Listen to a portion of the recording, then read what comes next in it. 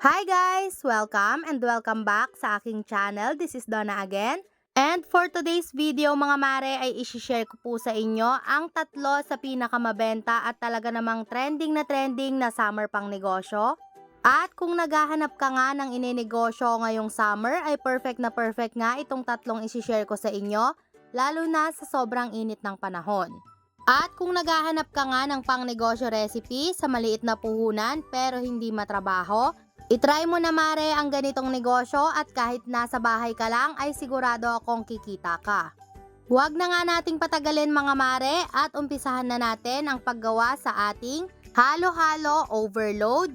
And syempre yung ating milky and creamy mais con yelo.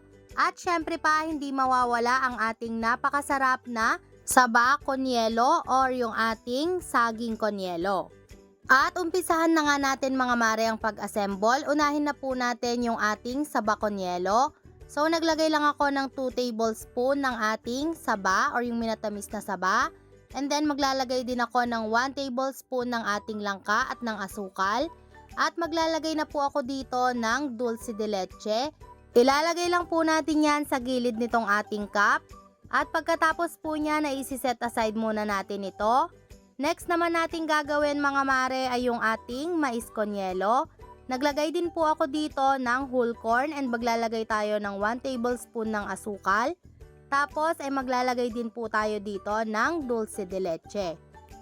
Tapos ay iset aside muna din natin yan. At next naman natin gagawin mga mare ay yung ating halo-halo. So maglalagay po muna ako ng ating ube dito sa ating cup. Ang ginagawa ko po ay nilalagay ko lang sa gilid para mas appetizing tignan. Next naman ay maglalagay na tayo dito nitong ating minatamis na saging. Naglagay din ako ng pinipig at yung ating pink na sago. Tapos ay yung ating corn at kamote na minatamis. At naglagay din ako dito ng asukal at yung ating langka. At lastly ay yung ating green na sago. So ayan mga mare, next naman ay maglalagay na tayo dito nitong ating crushed ice. Para po sa ating halo-halo ay pupunuin na natin ito ng crushed ice.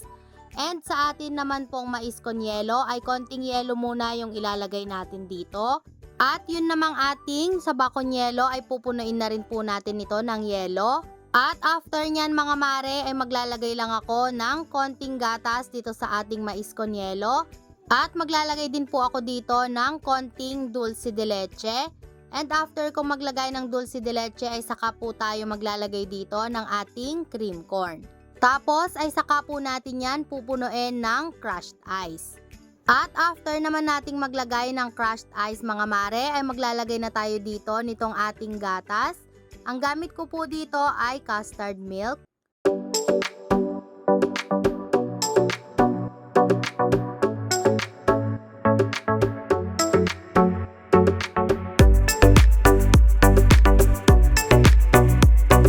At para naman po sa ating toppings, sa halo-halo ay maglalagay po ako dito ng ube. At sa ating mais con yelo at sa ating saba con yelo ay maglalagay po ako ng dulce de leche. At next naman ay maglalagay na po ako ng leche flan. At para po sa ating halo-halo ay mag-a-add ako dito ng pinipig at ng langka o yung ating minatamis na langka. At para naman po sa ating mais con yelo ay maglalagay lang ako dito ng ating cornflakes. At para naman sa ating saba con yelo ay maglalagay lang ako ng minatamis na saging at mag-a-add po ako ng leche flan. At ganun lang kadali mga mare, eto na nga ang tatlo sa pinakamabentang pangnegosyo recipe ngayong summer. Kaya kung naghahanap ka ng pangnegosyo recipe na pwede mong simulan sa maliit na puhunan lang at pwede mong gawin kahit na nasa bahay ka lang, ay perfect po talaga itong ating tatlong pinakamabentang pangnegosyo recipe ngayong summer. So hanggang dito na lang mga mare, sana po nagustuhan nyo ang ating pangnegosyo recipe for today.